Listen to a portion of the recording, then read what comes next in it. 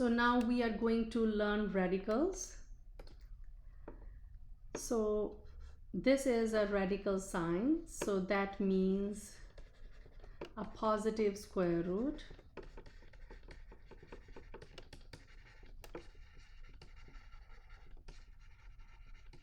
of whatever is inside. So what do we mean by a square root? For example, a square root of 9. You can think about, so how we deal with how we simplify square roots. We are looking for a number that has a square 9. For example, 3 square is equal to 9.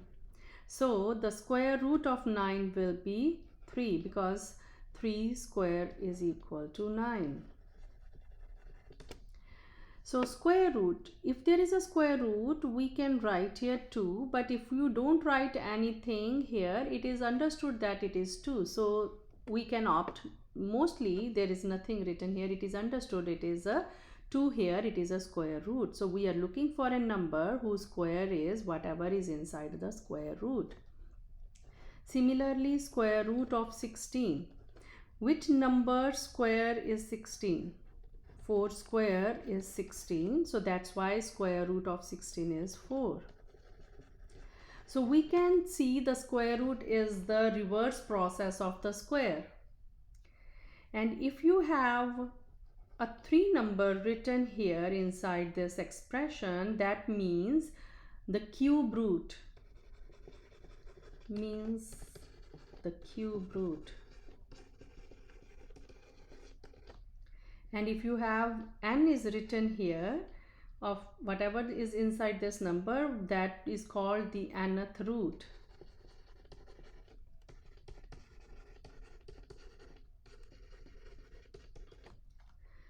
So let's do one example. So let's write down, let's see what is the 4th root of 16. Here we did the square root of 16. But now if there is any other number written here, that means we are looking for a number whose 4th power is 16. Can you think about any number whose 4th power is 16?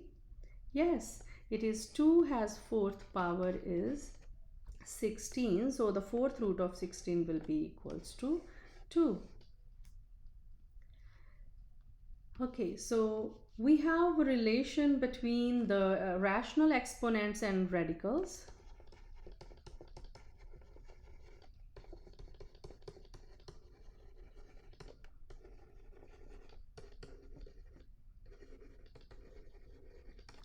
So if you have a rational exponent of a number m over n, we have equivalent representation in terms of radicals. So what we do, so the numerator is always the power and the denominator is the root.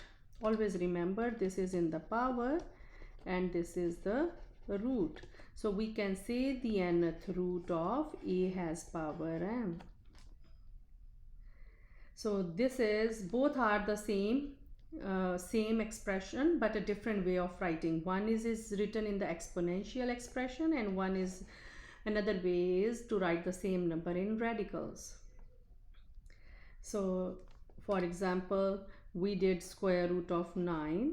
So you can also write this as 9 has power 1. Here the power is 1 and square root means here is 2. So it's a power 1 over 2. 4th root of 16, you can also write this, 16th has power 1. So 16 has power 1 and root is 4. It is 1/4 power. Nth root of a, you can write this as a has power 1 over n. So these are the exponential, rational exponents and radical relations. Now let's talk about some important things here. So please note that if you have a negative sign inside the even root, if you have an even value here, 2, 4, 6, 8, so the answer is not a real number. And if you have the odd root and you have a negative number inside your answer, you will find a real number and your answer will be a negative answer. So these are the few things that we will always take care of when we are dealing with the radicals. And now let's discuss some properties of the radicals.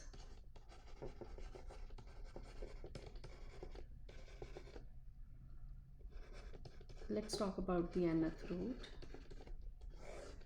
So if you have the nth root of the product of two things inside the root, we can always separate the root with the multiplication sign in the middle. If there is a multiplication sign in the middle of a and b, we use that sign. If there is a division here and we have the nth root, we can separate the radical for both the numerator and denominator. Here I want to point out one very important rule, that these two properties are only true for multiplication and division. This is not true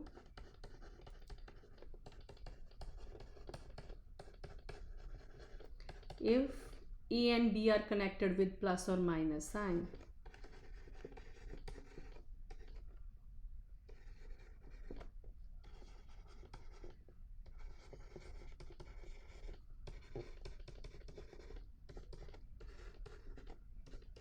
So what that means? That means if you have a plus b and you have the nth root, you cannot separate that as the nth root of a and the nth root of b. This is not true. And same, this is also not true if there is a negative sign in the middle. It is only true for multiplication and division. The third very important property is if you have the nth root of a has power n, so what the answer will be? So same root and the power will cancel each other. Remember, the same root and power will cancel each other. Why?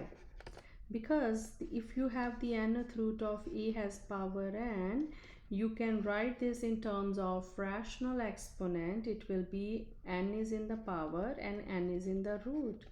Both will cancel. We get a has power 1, that is just a. In other words, we can say that if you have the same power and the root, power and root will cancel each other. If you have square root of a square, square and square root, same power and root will cancel each other and we are left with a. Okay, so here we don't know if a can be positive or negative, right? A is just a variable name we are using here.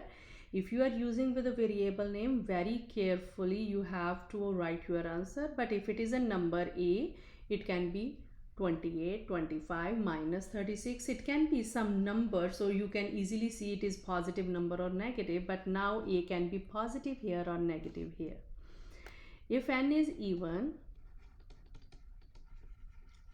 the answer will be absolute value of a, because if the n root is even root, we just learn if it is an even root, then the answer is always positive. But if n is odd, we can have negative values as a solution. So we just write what the a is.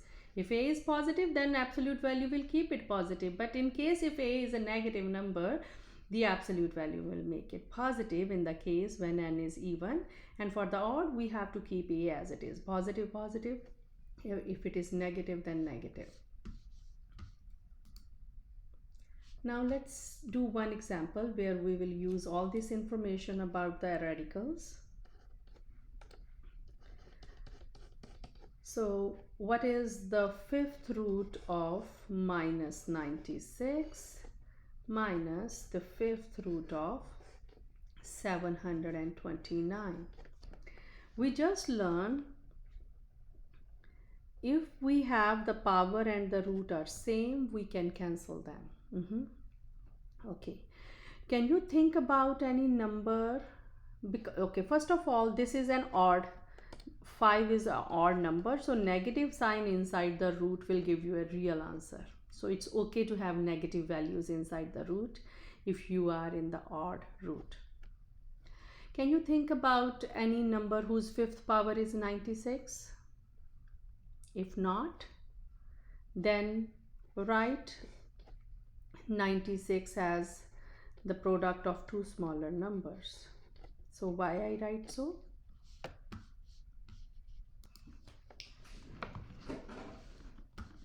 So we divide 96 as 32 and times by 3, because now we see that 32 is the fifth power of 2 and there is a negative sign. So we can say minus 2 has fifth power and this 3 is as it is and everything has radical 5. We are just talking about the first term of this expression. And now if there is a multiplication sign in the middle, we can separate the radical. We can separate this as the fifth root of minus 2 has fifth power and fifth root of 3. And we just learn we can cancel the radical, same radical and the same power with the same radical. We are left with minus 2. Now it is minus 2. This a value is minus 2. Because this was the odd root, so we can write this as minus 2. And this thing will be written as it is. So fifth root of 3. Now let's talk about the second term. So 729. Can you think about 729 is the fifth power of something? No, but we know that this is the sixth power of 3, right? Now we cannot cancel the sixth power with fifth power. So what we will do, we will separate the 5 copies of 3 and we will keep the 1 copy of 3 separate. And then everything is under the fifth root. Then we will separate because there's a multiplication sign, we can separate the root. We separate the fifth root of the 3 has power 5 and the fifth root of 3 has power 1, that is just 3. Why we separate that? Because we can cancel this root with the fifth power and we are left with minus 3 and fifth root of 3. So now we reach here, we started from this expression and we get this expression is same as this expression. Now ask yourself, can you further simplify this? So if you have minus 2x minus 3x, can you further simplify this and write minus 5x? Yes, it is the same thing. This whole expression is same as this whole expression, square root of 3, fifth root of 3, fifth root of 3. If this is same, we can add or subtract the coefficients. We can write minus 5 and this expression will be the same, fifth root of 3. So this is the simplified version of what we were given. So this is the solution. So this is how we deal with the radicals.